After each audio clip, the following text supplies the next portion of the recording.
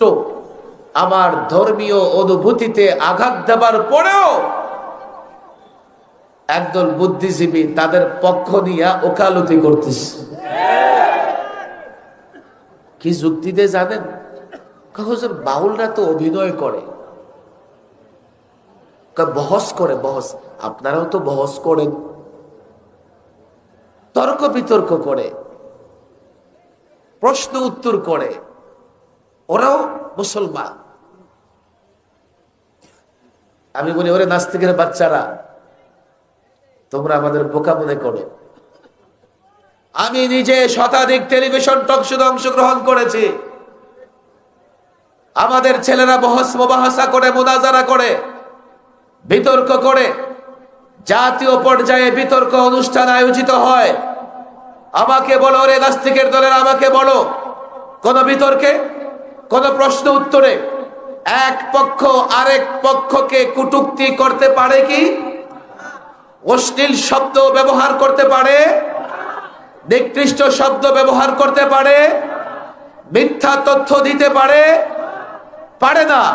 তোমরা যদি বাউলদের এই ধরনের নিকৃষ্ট কাজকে বিতর্ক মনে করো, প্রশ্ন উত্তর মনে করো, বহস মুবাহাসা মনে করো, মুনাজারা মনে করো, আমাকে বলো, এই বাউলরা কেবলমাত্র এক পক্ষ আরেক পক্ষকে গালি দিচ্ছে, নিকৃষ্ট শব্দ ব্যবহার করছে, অশ্লীল শব্দ ব্যবহার করছে এমন নয়, বরং তারা এই মুবাহাসা বিতর্কের নামে স্বয়ং আল্লাহ তাবারক ওয়া তাআলার শানে কটূক্তি করছে, আল্লাহর নবীর শানে বেয়াদবি করছে। সুতরাং এগুলো তর্ক বিতর্ক নয়, এগুলো মুবাহাসা নয়, এগুলো শিরক, এগুলো কুফর, এগুলো আল্লাহদ্রোহিতা। আল্লাহর কসম, কুফর, শিরক, আল্লাহদ্রোহিতা বাংলাদেশে চলতে পারে না।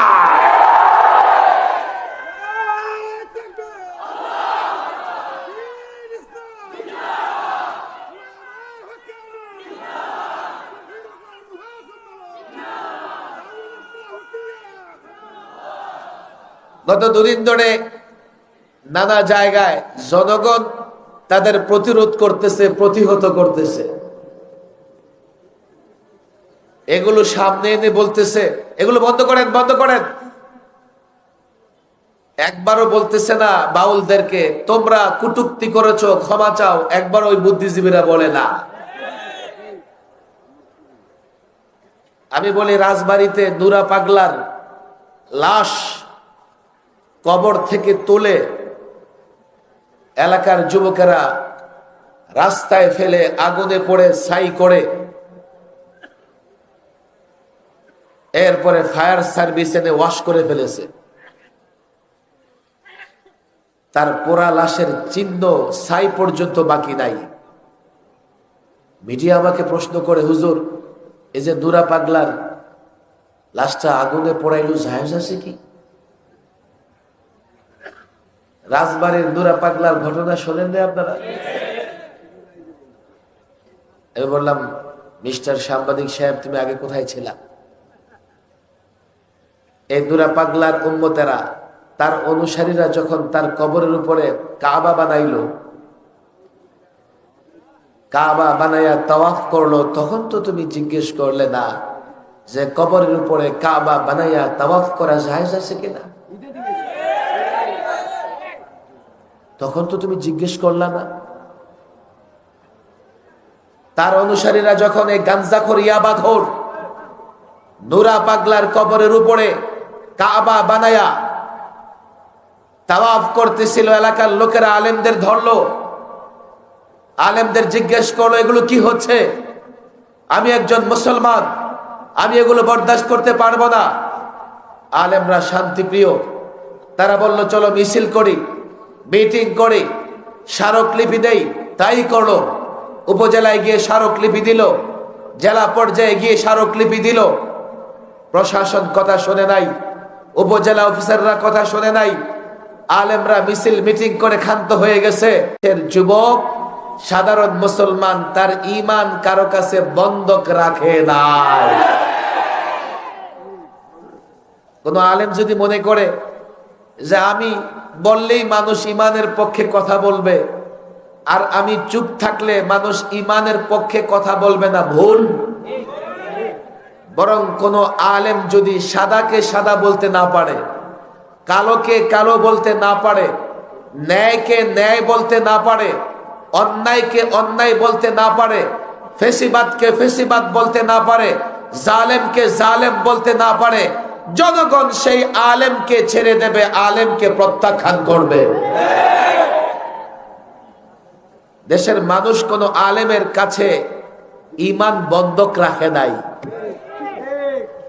ঈমান বন্ধক রাখে নাই। যুবকেরা যা করার তাই করেছে। আমাদের কাছে কেন মাসালা জিজ্ঞেস করো, প্রশাসন কেন ব্যবস্থা নিল না? ধর্মীয় অনুভূতিতে আঘাত লাগতেছে আমার, আমি চিৎকার করলাম, দাবি জানালাম, প্রশাসন কেন ব্যবস্থা নিল না? আলেমরা কেন প্রশাসনকে সঙ্গে নিয়ে এসে ওই কবরকে মাটির সঙ্গে মিশিয়ে দিল না? জনগণ যখন দেখেছে, তারা বরদাস্ত করতে পারে নাই, প্রতিবাদ করেছে, মনে করেছে আলেমরা ভূমিকা রাখবে, প্রতিবাদ করেছে, মনে করেছে প্রশাসন ভূমিকা রাখবে। কেউ যখন কথা শোনে নাই, তারা যখন ধর্মীয় অনুভূতিতে আঘাতপ্রাপ্ত হয়েছে, আমার কাছে ফতুয়া জানতে আসে নাই, তারা তাদের মতো করে ব্যবস্থা গ্রহণ করেছে। আমি পরিষ্কার বলে যাচ্ছি প্রশাসনকে, পরিষ্কার বলে দিচ্ছি যুবকদেরকে, রাজনৈতিক নেতাদেরকে, কেউ আমাদের কাছে ঈমান বন্ধক রাখে নাই। আমাদের কথায় উঠবে, আমাদের কথায় বসবে, এমনও নয়। এই আউল বাউল ফাউল পেশাব করে হিসু করে দলেরা যেইভাবে বক্তৃতায়, যেইভাবে বিবৃতিতে ঈমানে আঘাত আনছে, ধর্মীয় অনুভূতিতে আঘাত করতেছে, গ্রেফতার করো, জেলে ভরো, বাউল ধরো, গ্রেফতার করো, জেলে ভরো। না হয় দেশের জনতা তারা যদি প্রতিরোধ করতে নেমে যায়, প্রতিহত করতে নেমে যায়, মাসালা জিজ্ঞেস করবে না, আইন মানবে না, আমরা দায় নিতে পারবো না, দায় নিতে পারবো না। আমাদের ব্যথাগুলো বুঝার চেষ্টা করো। আমরা শান্তি চাই, কিন্তু অশান্তি তো করতেছে তারা, আল্লাহকে কটূক্তি করতেছে। আর এই বুদ্ধিজীবীরা বলেছে ওরা অভিনয় করে, মুবাহাসা করে, টকশো করে, বিতর্ক করে। আফসোস, দু চার জায়গায় যদি প্রতিরোধ বা প্রতিহত করার ঘটনা ঘটে, এর দায়ও সরকারকে দিতে হবে। জনগণের কেন প্রতিরোধ প্রতিহত করতে হবে? যেই সমস্ত বাউল শিল্পীদের বক্তৃতা, যাদের পালাগান রেকর্ড হয়ে সামাজিক যোগাযোগ মাধ্যমে ছড়িয়ে পড়েছে, আমি ঢাকার প্রশাসনকে বলেছি, এখানকার প্রশাসনের ভাইদের বলে যাচ্ছি, যদি মনে করো সাম্প্রদায়িক সম্প্রীতি টিকে থাকবে, যদি মনে করো জনগণ আইন শৃঙ্খলা মেনে চলবে, তাহলে জনগণের ঈমানের অনুভূতিতে যারা আঘাত করছে তাদেরকে ধরো, জেলে ভরো। জনগণ মাঠে নামবে না, চিৎকারও করবে না। এ হচ্ছে আধুনিক প্রজাতির নাস্তিক। এর পেছনে দুটা কারণ হতে পারে। এক কারণ হতে পারে, এই আউল বাউল ফাউল পেশাবখোরের দলেরা, ওরা এখন পশ্চিমা ইহুদি নাসারাদের এজেন্ট, দালাল হিসেবে কাজ করতেছে। এটাকে অস্বীকার করা যায় না। আজকে দেখলাম তাদের বড় ঠাকুর, নাম তার ফরহাদ মাজার, সে বলতেছে দেশে কি হচ্ছে, আমাকে এই রাষ্ট্র ওই রাষ্ট্র থেকে ফোন দিচ্ছে। মিডিয়ার সামনে বক্তৃতায় বলতেছে তাকে নাকি নানান দেশ থেকে ফোন দিয়ে জিজ্ঞেস করতেছে কি হচ্ছে। তুমি বাংলাদেশের, আল্লাহ মাফ করুক, তুমি বাংলাদেশের, হবিগঞ্জের ভাষায় তো বলতে পারতেছি না, তুমি বাংলাদেশের কোন চ্যাডের বাল? বাংলাদেশের পরিস্থিতির জন্য বিদেশ থেকে তোমাকে কেন ফোন দেয়? আউল বাউল ফাউলদের বিদেশি এজেন্ট বানিয়ে তুমি ব্যবহার করতেছো, আর ওদেরকে বিদেশিরা আমাদের সমাজে ছেড়ে দিয়েছে। যাতে ওরা মুসলমানদের ঈমান নষ্ট করতে পারে। এগুলো পশ্চিমাদের এজেন্ট, এগুলো ইহুদিদের দল। তোমাকে কেন বিদেশিরা ফোন দেবে? তুমি একবারও বললে না যে তারা ক্ষমা চান, তাদের ক্ষমা করে দাও, তারা বুঝে নাই। এই আবুলের মতো কুলাঙ্গারের মুক্তি তুমি চাও, অথচ তার বিচার তুমি চাও না। দ্বিতীয় হতে পারে এগুলো এক একটা মূর্খ, অজ্ঞ, গণ্ড মূর্খ। আমি তো বলি এই বাউল গোষ্ঠীর 14 গোষ্ঠী মূর্খ। আপনি খোঁজ নিয়ে দেখেন, ওদের অধিকাংশ 2-4 ক্লাস পড়াশোনা করেছে। মাদ্রাসায় তো বিলকুল পড়ে নাই, স্কুলে 2-4 ক্লাস পড়াশোনা করেছে। কিন্তু স্টেজে উঠে নিজেরা এক একজন এক এক পণ্ডিত, মনে হয় যে বুখারীর হাফেজ। বুখারী তাদের মুখস্থ, মুসলিম তাদের মুখস্থ, সিয়াসিত্তা মুখস্থ, কোরআনের তাফসীর তাদের মুখস্থ। এইভাবে কথা বলে, কথা ঠিক না বেঠিক? নিজে 2টা আরবি শব্দ সঠিক উচ্চারণ করতে পারে না, অথচ সময়ের সব আলেমদের চ্যালেঞ্জ করে। তাদের বিতর্কের বিষয় কি? শরীয়ত মারিফত। একদল শরীয়তের পক্ষে, আরেক দল মারিফতের পক্ষে। কথা ঠিক না বেঠিক? আরে গন্ড মূর্খ, 2-4 ক্লাস মাদ্রাসায় পড়ো নাই, কোরআন হাদিস বুঝো না, তুমি শরীয়ত মারিফতের কি বুঝো? তুমি শরীয়ত মারিফতের বুঝোটা কি? তাদের বিতর্কের বিষয় হচ্ছে সর্বপ্রথম আল্লাহ কি সৃষ্টি করেছেন। তাদের বিতর্কের বিষয় হচ্ছে আল্লাহর নূর, রাসূলুল্লাহর নূর সাল্লাল্লাহু আলাইহি ওয়াসাল্লাম। এমন বিষয় নিয়ে তারা বিতর্ক করে, অথচ 14 গোষ্ঠী জমা করে পেটে অ্যাটম বোমা মারলেও এইসব বিষয়ের শুদ্ধভাবে 2 লাইন তাদের মুখ দিয়ে বের হবে না। তাদের বড় একটা অংশ গণ্ড মূর্খ, আর পেশা বানিয়েছে পালাগানকে। পালাগানকে পেশা বানিয়ে মিথ্যা, অসত্য তথ্য দিয়া জাতিকে বিভ্রান্ত করে 2-4 পয়সা কামাবার চেষ্টা করে। হতে পারে মূর্খ, আবার তারা হতে পারে বিদেশিদের এজেন্ট। সামনে আসছে নির্বাচন, বলবেন হুজুর নির্বাচন, তাতে সমস্যা কি? সমস্যা হচ্ছে ওরা উস্কানি দিয়া, ওরা যখন আমাদের খোঁচা দিবে আমরা চিৎকার করব, ওরা যখন আমাদের খোঁচা দিবে আমরা চিৎকার করব, তো ওরাই আবার তাদের প্রভুদের কাছে নালিশ করবে যে বাংলাদেশে আমরা নির্যাতিত। ওরাই আবার প্রভুদের কাছে নালিশ করবে আমরা জুলুমের শিকার, আমাদের সাহায্য করেন, আমাদেরকে জার্মানির ভিসা দেন, আমাদেরকে ফ্রান্সের ভিসা দেন। বলবে আমেরিকা বাবা আমাদের দেখেন, আমাদের সাহায্য করেন। আমরা পড়েছি মুসিবতে, তারা আমেরিকার সহযোগিতা নেবে, ফ্রান্স জার্মানির সহযোগিতা নেবে। কেউ জার্মানির নাগরিক হবে, কেউ বা ফ্রান্সের নাগরিক হবে, কেননা ওসব দেশে ইসলাম মুসলমানের দুশ্মনরা বসেই আছে, যারা মুসলমানদের ক্ষতি করতে পারে তাদের সহযোগিতা করবে। এরপরেও আমি পরিষ্কার বলি আমি, যাই হোক সময়, যাই হোক তাদের পেছনে যেই থাকুক না কেন, তারা যেখান থেকে পরিচালিত হোক না কেন, তারা যেখান থেকে সাহায্য পাক না কেন, যেই শব্দগুলো তারা আল্লাহ তাবারক ওয়া তাআলার শানে, আল্লাহ তাবারক ওয়া তাআলার শানে ব্যবহার করছে, বেয়াদবি করছে, আর যাই হোক তাদের ক্ষমা হবে না। এক একজনকে সর্বোচ্চ শাস্তি দিতে হবে। সর্বোচ্চ শাস্তি না দিলে, আজকে তো ঢাকা চট্টগ্রামে বিক্ষোভ হয়েছে, এই অপরাধী বাউলদের, আল্লাহদ্রোহী বাউলদের সর্বোচ্চ শাস্তি নিশ্চিত না হলে ৫৬,০০০ বর্গ মাইলের প্রত্যেকটা ইঞ্চি মাটিতে সমাবেশ হবে, বিক্ষোভ হবে। এই মাটি এতটাই উত্তপ্ত হবে, নাস্তিক, মুরতাদ, বেঈমান আল্লাহ দ্রোহীরা এই মাটিতে পা রাখতে পারবে না, পারবে না।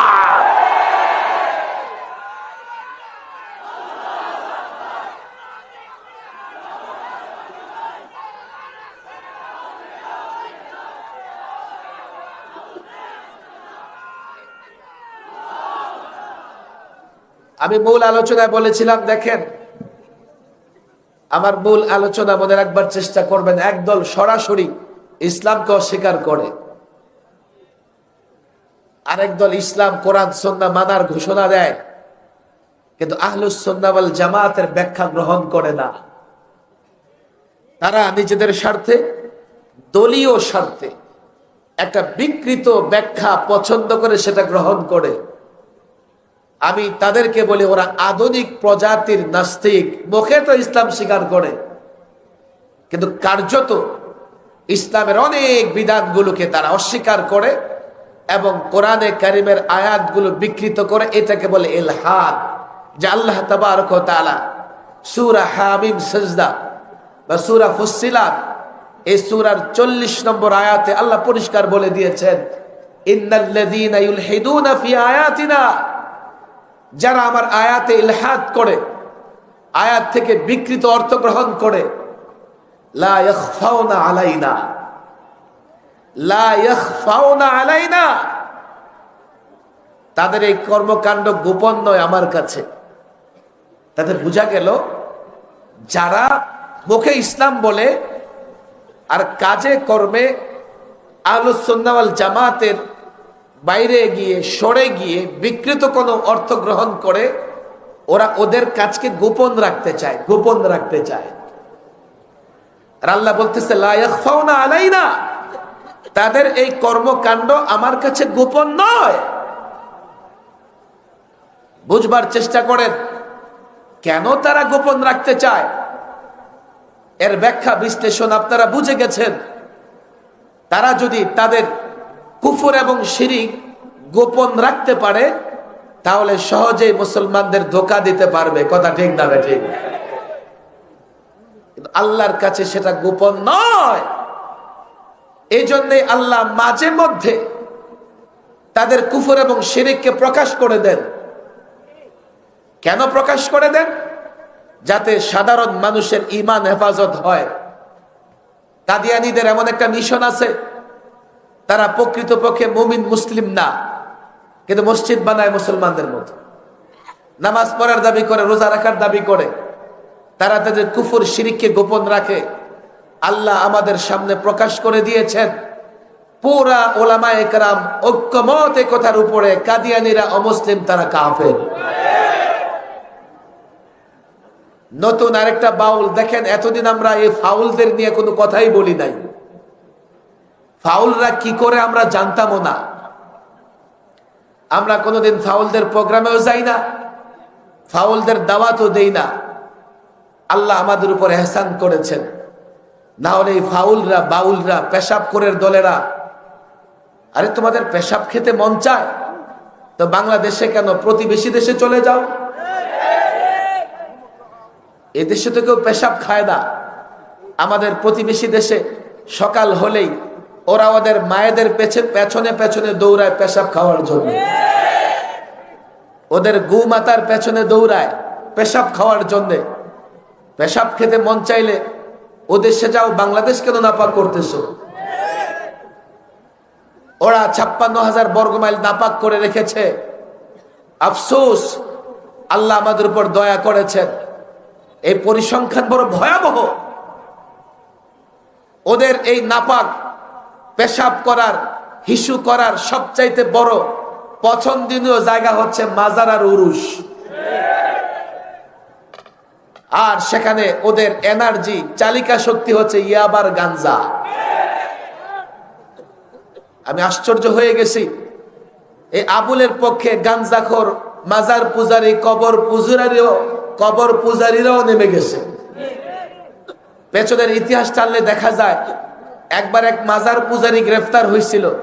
সেই মাজার পূজারীর মুক্তির জন্য এই বাউল পূজারীরাও নেমেছে।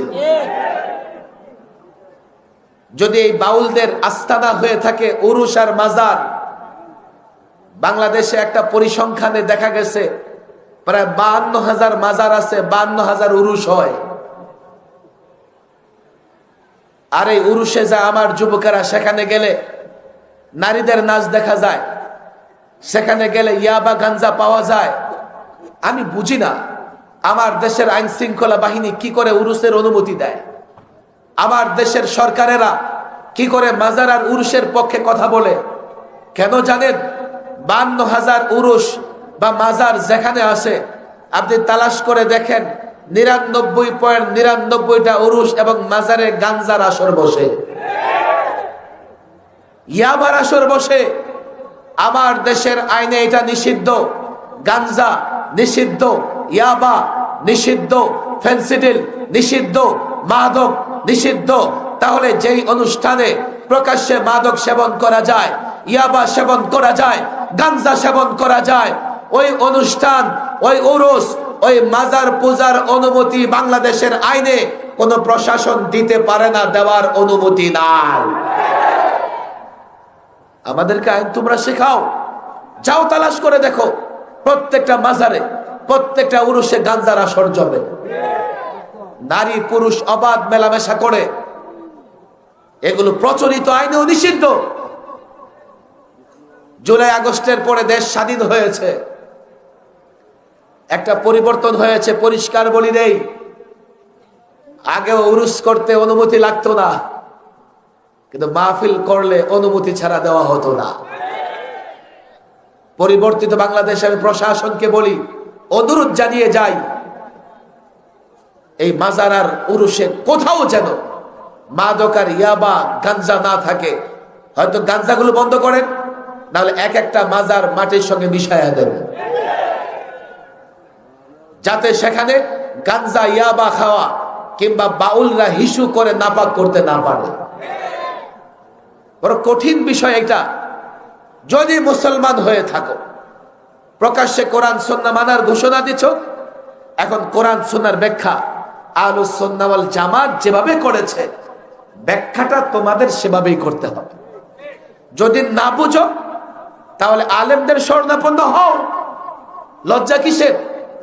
আমি আলেম বা কোনো আলেম তার যখন অসুখ হয় ডাক্তারের কাছে যায় কি যায় না? ডাক্তারের যখন বাড়ি বানানোর প্রয়োজন হয় ইঞ্জিনিয়ারের কাছে যায় কি যায় না? মামলা মোকদ্দমার প্রয়োজনে উকিল ব্যারিস্টারের কাছে আমরা যাই কি যাই না? এখন কোরআন সুন্নাহর ব্যাখ্যা যদি প্রয়োজন হয়, আলেমদের কাছে যাইতে তোমাদের লজ্জা হয় কেন? আফসোস, আফসোস। বড় চেয়ারে বসলেই তুমি একটা কিছু হয়ে গেল। আমি একটা কিচ্ছা ঘটনা আমার ব্যক্তিগত জীবনে ঘটে যাওয়া। আমি গত 16 বছরে 3 বার সরকারি মেহমান হয়েছি। আমার একটু হাত পাখাতে বাতাস করতে কিচ্ছু নেই।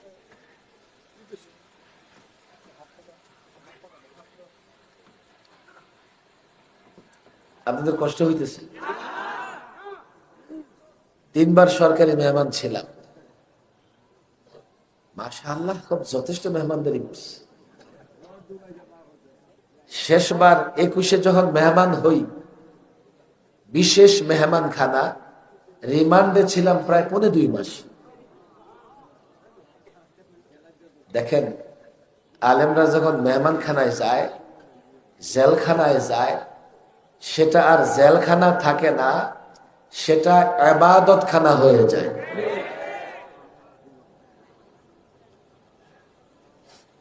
বলে হুজুর, জেলখানা আবার ইবাদত খানা কেমনে হয়? খতিবে বাঙ্গাল মাওলানা জুনায়েদ আল হাবিব সাহেব আসতেছে। আমি লম্বা বক্তৃতা করব না, আমার শেখ বাড়ি যাওয়া লাগবে। জেলখানার ভেতরে রাতের 1:30-2টা যখন বাজত, আলেমদের এক এক সেল, এগুলো ফাঁসির সেল ছিল। আলেমদেরকে কাশিমপুর হাই সিকিউরিটি 4 নম্বর কারাগারে ফাঁসির সেলে রাখা হয়েছিল। এক এক সেল থেকে, এক এক কামরা থেকে কান্নার আওয়াজ আসত। কোন আলেম রাত 2টার সময় দাঁড়ায়া তাহাজ্জুদ পড়তেছে, কেরাত পড়তেছে, তেলাওয়াত করতেছে আর কাঁদতেছে।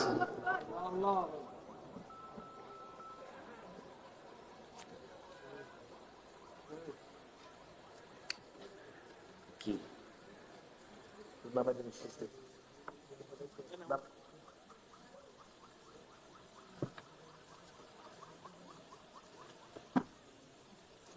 স্টেজার কেউ উঠতে পারবে না, নামতে পারবে না, এটা থাকো।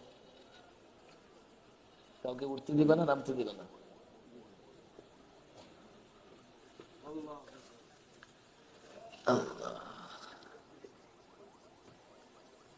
কোন আলেম রুকুতে গিয়া রুকুতে পড়ে ঘন্টার পর ঘন্টা কাঁদতেছে, সেজদায় পড়ে কাঁদতেছে। সময় হাতে কম, লম্বা কথা বলবো না। যারা পালাইছে ওরা আল্লাহর গজবে পালাইছে। আলেমদের কষ্ট দিছো কেন? আলেমরা জেলখানায় গিয়ে কি করছে? এই পরিমাণে চোখের পানি ফেলছে, ওই চোখের পানিতে ভাসতে ভাসতে তোমরা দিল্লিতে গেছো।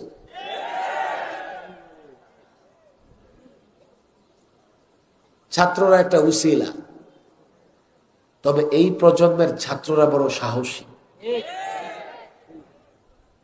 এই জন্য তাদেরকে নিয়ে আমি একটা স্বপ্ন দেখি। কেন সাহসী দেখেন? আমরা 16 বৎসরে যা করতে পারি নাই, এই ছাত্ররা 16 দিনে তা করে দেখিয়েছে।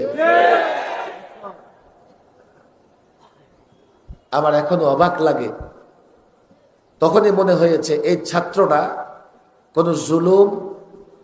কোন জুলুম অন্যায়ের কাছে মাথা নত করবে না।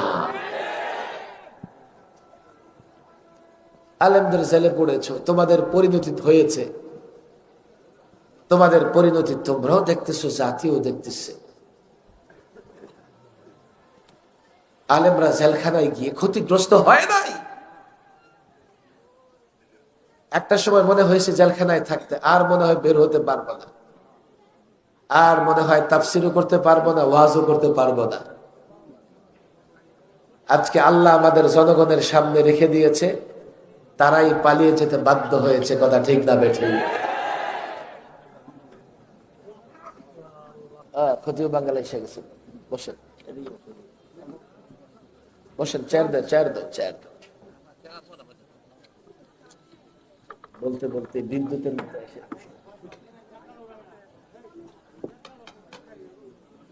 আমার দিকে তাকান। আমার কথা শেষ, 1-2 মিনিটের মধ্যে শেষ করে ফেলব। বসেন। সামনে যখন স্টেজ করবো, এদিকে লোকজন দূরে রাখবেন, এদের থেকে কথা বলবেন, বুঝছেন না? সামনে থাকলে তো এমনি দেখুন লাগবে, একটু পিছিয়ে যান, তাহলে ঠিক মতো দেখা যাবে। চেয়ারে বসা। এত ডিস্টার্ব করলে কেমনে কি করুন? কি বলতেছিলাম বলেন দেখি।